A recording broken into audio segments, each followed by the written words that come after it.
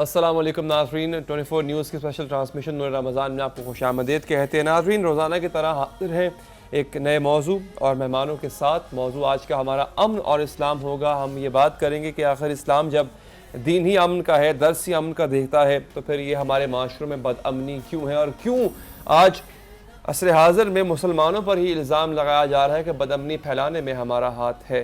गो के मैं तरदीद करूँगा इस इल्ज़ाम की, लेकिन आखिर ये बात इतनी फैल क्यों गई हर ज़ुबान पर, ख़ास तौर पर अग़यार की ज़ुबान पर ये बात आखिर क्यों चढ़ गई है, इस पर बात करेंगे। जो उलमा हमारे साथ होंगे, मैं चाहूँगा हमारी को एंकर को होस्ट रमशा उसको तारुफ करवाएं। हमारे मेहमान हमारे साथ मौजूद हैं अल्लामा अरशद हसन साकिब साहब, उनसे गुफ्तगू का सिलसिला जारी रहेगा। नात खानी का सिलसिला भी होता है हमारे प्रोग्राम में, तो उसके लिए हमें ज्वाइन किया है मोहम्मद साद फारूक साहब ने, तो उनसे नात खानी का सिलसिला भी रहेगा। साथ साथ जब अमन की बात हो और इस्लाम की बात हो तो हमें यहाँ पर यह भी नहीं भूलना होगा कि कल टर्की में जो वाक़या पेश आया है बहुत ही काबिल मज़म्मत है, और साथ साथ जिस तरह से आपको बताएं कि 36 अफराद उस हमले में जाँ बहक हो गए, जबकि 147 अफराद हैं जो कि इस वक्त ज़ख्मी हैं, अस्पतालों में मौजूद हैं और इमदाद उन्हें दी जा रही है। तो जनाब, अमन जो है वो सलामती का मज़हब है, मोहब्बत का मज़हब, जो इस्लाम है वो सलामती का मज़हब है, अमन का दावा करता है और अमन सिखाता है। तो फिर मुसलमानों को निशाना बनाया जा रहा है, और जिस तरह से मुसलमान दहशतगर्दी का शिकार हो रहे हैं दुनिया भर में, तो वो कौन लोग हैं जो कि मुसलमानों का रूप धार कर क्या मुसलमानों पर जो है वो जो मज़हब है हमारा इस्लाम, जो उसकी खूबसूरती है, उसकी चाशनी है, उसको ख़राब करने की कोशिश की जा रही है, क्या हो रहा है। और अमन की बात करेंगे तो जनाब हमारे साथ डॉक्टर खलीकुर रहमान साहब भी मौजूद होंगे, जो कि रोज़ाना प्रोग्राम में हमारे साथ मौजूद होते हैं, हमारी रहनुमाई फरमाते हैं। तो आगाज़ करते हैं अल्लामा साहब आपसे कि इस्लाम जो है वो अमन और सलामती का मज़हब है, इस्लाम जो है वो तालीम देता है अमन और सलामती की। तो पहली बात, ये अमन पर इतना फोकस क्यों रखा गया है, कि इसकी इतनी अहमियत क्या है हमारी ज़िंदगियों में भी, मुआशरे में भी, इस पर भी बात करेंगे। उसके बाद आगे बढ़ेंगे तो फिर इस पर भी बात करेंगे कि दहशतगर्दी और मुसलमानों को साथ क्यों जोड़ दिया गया। बिस्मिल्लाहिर्रहमानिर्रहीम। सबसे पहले आपने ये सवाल किया कि अमन पर फोकस ज़्यादा क्यों किया गया। फोकस ज़्यादा इसलिए किया गया है, बल्कि इसे फ़ोकस का नाम भी हम नहीं देंगे, कि हमारे इस्लाम और ईमान की उठान ही अमन और सलामती पर है। ईमान का लफ्ज़ जो है वो अमन से आगे बनता है, तो अगर हमारे अंदर अमन नहीं है तो ईमान नहीं बन सकता। अगर हम दूसरे को अमान नहीं दे सकते तो हमारा ईमान आगे तश्कील ही नहीं पाता, ठीक है ना। असास ही अगर हमारी ख़राब हो जाती है, बुनियाद का पत्थर ही हमारा निकल जाता है, तो ऊपर कोई इमारत हम खड़ी ही नहीं कर सकते। तो जिस तरह ईमान के बगैर बंदा मोमिन नहीं हो सकता, तो जिस तरह बंदा अमन के बगैर ईमान को साबित नहीं कर सकता और ईमान के बगैर बंदा इस्लाम के हल्के में अपने आप को साबित नहीं कर सकता, इसी तरह इस्लाम जो है वो सलामती से बनता है। इस्लाम उसी तरह सलामती से बनता है जैसे अमन से ईमान बनता है।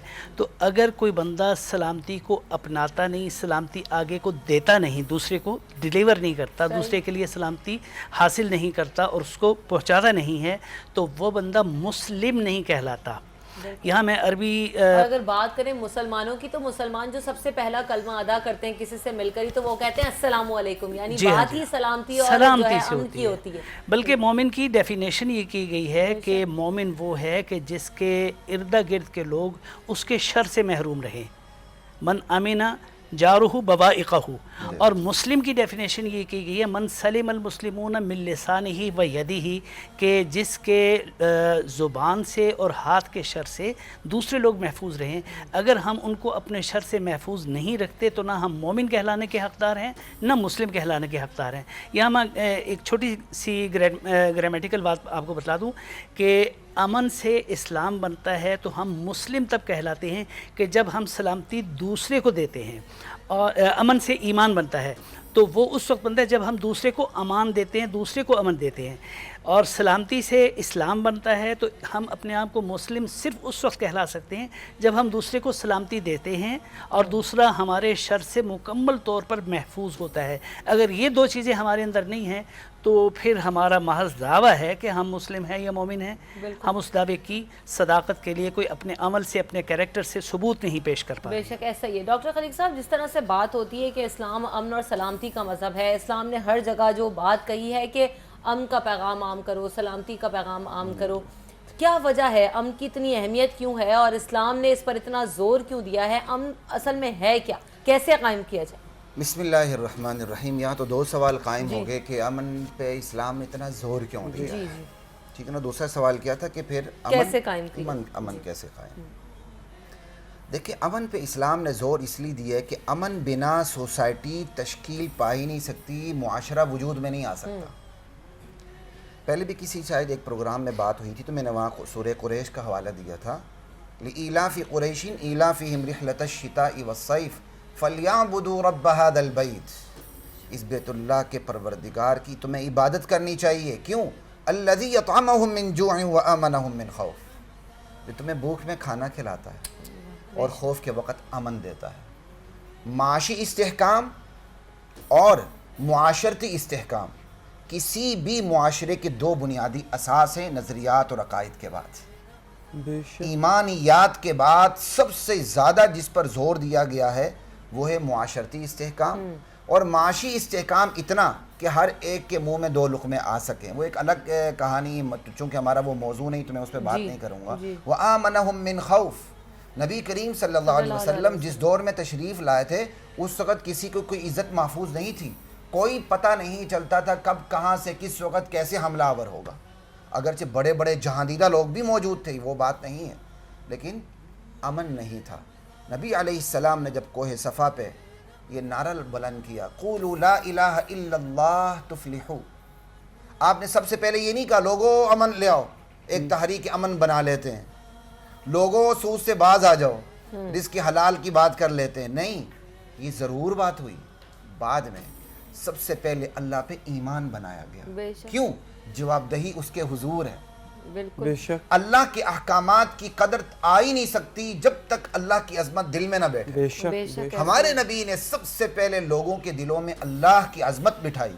جب اللہ کی عظمت بٹھائی، جواب دہی کا احساس پیدا کیا، تو پھر یہ کہنا نہیں پڑا کہ بے امنی کرو، کہنا نہیں پڑا کہ فساد نہ کرو، کہنا نہیں پڑا کہ ناحق تلوار نہ اٹھاؤ. حضرت علی رضی اللہ تعالیٰ عنہ پر ایک بندے نے نیچے سے تھوک دیا دوران جنگ. آپ جب ان کو کوئی بات ان کا ان سے تقابل ہو رہا تھا، پیچھے ہٹ گئے، کہا اب یہ ذاتیات کا مسئلہ آ گیا، میں تم سے بدلہ لینے کے لیے تیار نہیں. اور غالباً وہ بندہ مسلمان ہو گیا تھا. ہمارا دین تو یہ سکھاتا ہے. آپ دیکھیں جہاد اسلام کا کتنا بڑا فریضہ ہے، لیکن اگر آپ جہاد کے اندر سے اسلام کی نیت کو نکال دیں تو ہمارے فقہا کہتے ہیں تخریب بلاد اللہ تعذیب عباد اللہ.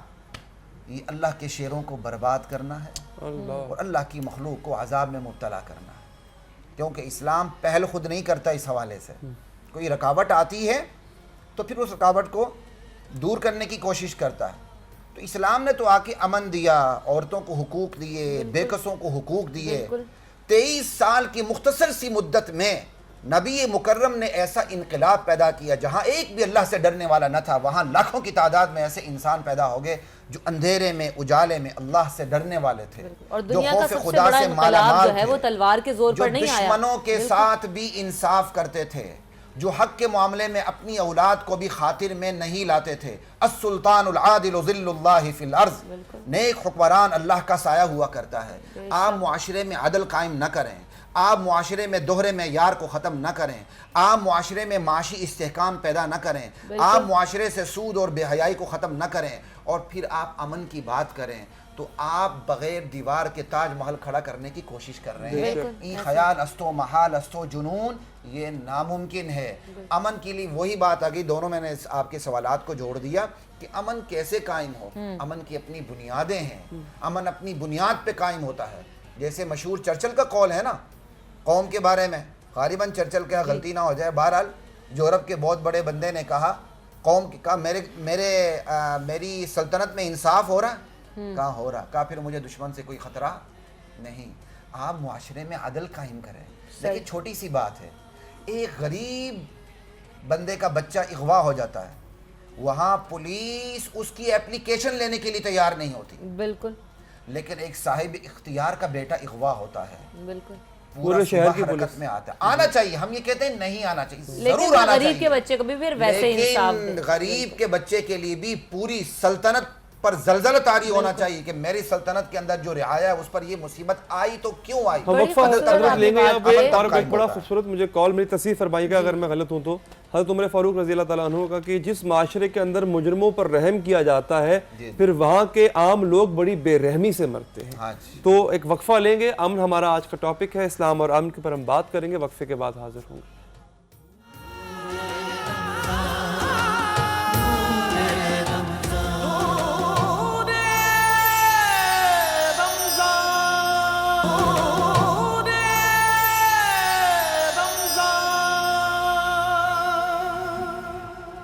نور رمضان میں ایک بار پھر ہم واپس آ گئے ہیں جناب, اور جانے سے پہلے افطار بھی اب ہم کر چکے ہیں. اور جب ہم بریک پہ جب جا رہے تھے تو جناب بات ہو رہی تھی کہ امن اور اسلام کے اسلام دین اور سلامتی کا مذہب ہے, ہمیں محبت کا پیغام دیتا ہے اور سلامتی کا پیغام دیتا ہے. ہم نے بات کی کہ امت مسلمہ کے کیا مسائل ہیں اور دیگر جو ہمارے سامنے اقوام ہیں ان سے ہم کیسے سبق لے سکتے ہیں. ہمارے دین اسلام نے ہمیں عدل سکھایا, انصاف سکھایا, لیکن ہم اپنی روایات چھوڑ چکے ہیں. انہیں واپس اپنانے کی ضرورت ہے تاکہ معاشرے میں اور جو ہماری سوسائٹی ہے اس میں امن قائم ہو سکے. تو جناب گفتگو کو سمیٹتے ہیں. ڈاکٹر صاحب, امن اور اسلام پر ہم بات کر رہے ہیں, کیسے کوشش کریں کیونکہ اب آخری لمحات ہے, اس کے بعد قوالی کی طرف بھی بڑھیں گے, تو کیسے ہمارے معاشرے میں امن قائم ہو سکتا ہے؟ عدل و انصاف کی ہم نے بات کی, ظلم بھی ہو رہا ہے, لیکن اب کیا تدابیر اختیار کی جا سکتی ہیں جو اسی معاشرے میں رہتے ہوئے ہمارا معاشرہ امن کا گہوارہ بن سکتا ہے؟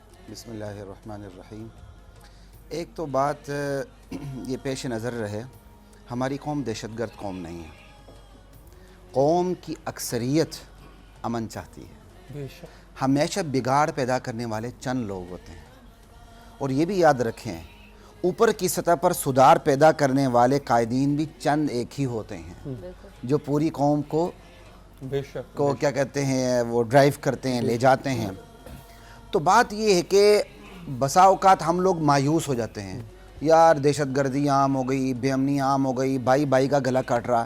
آج سب سے نازک صورتحال ہمارے کراچی کی ہے, لیکن اگر واقعی آپ لوگوں کو پروٹیکشن دیں, ان کو تحفظ فراہم کریں, ان کے سے جا کر دل کی بات پوچھیں, تو وہ کبھی بھی دہشت گرد تنظیم کے ساتھ نہیں ہے.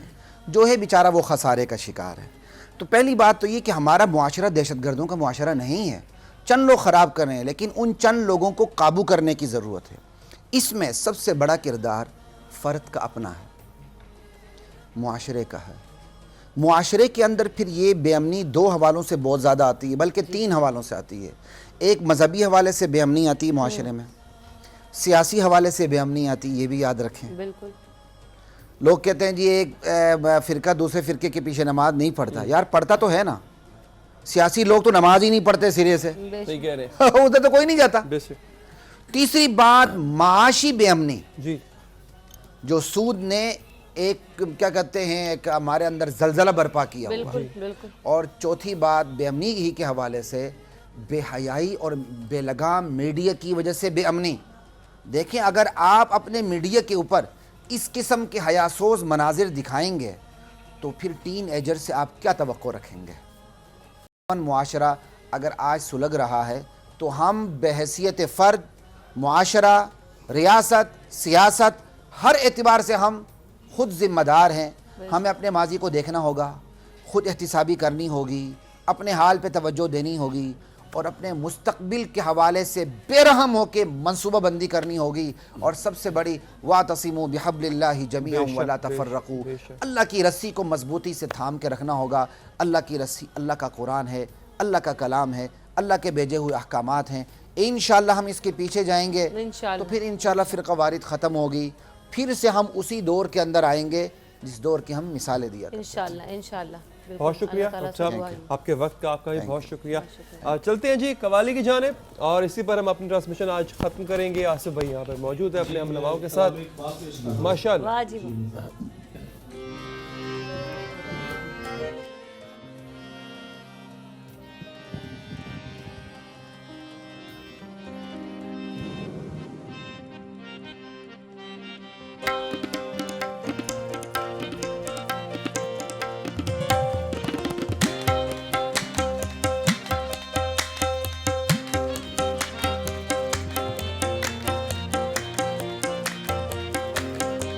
یا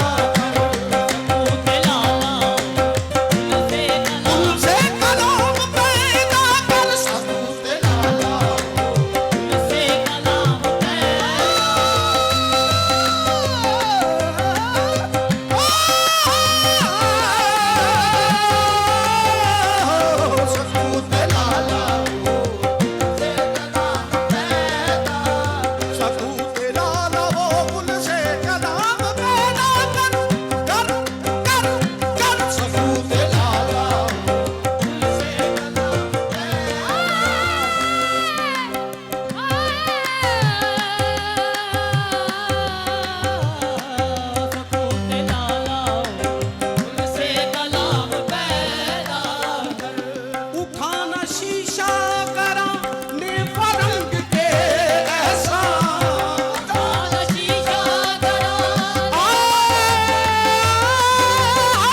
اٹھانا شیشہ کرا نے فرنگ کے نا نا نا نا نا نا اٹھانا شیشہ کرا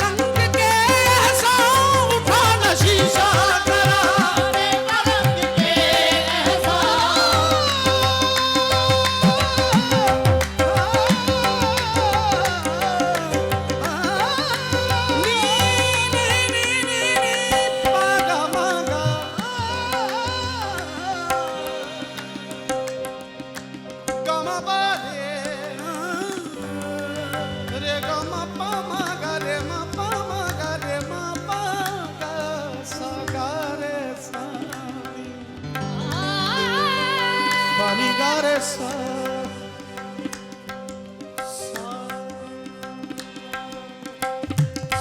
दा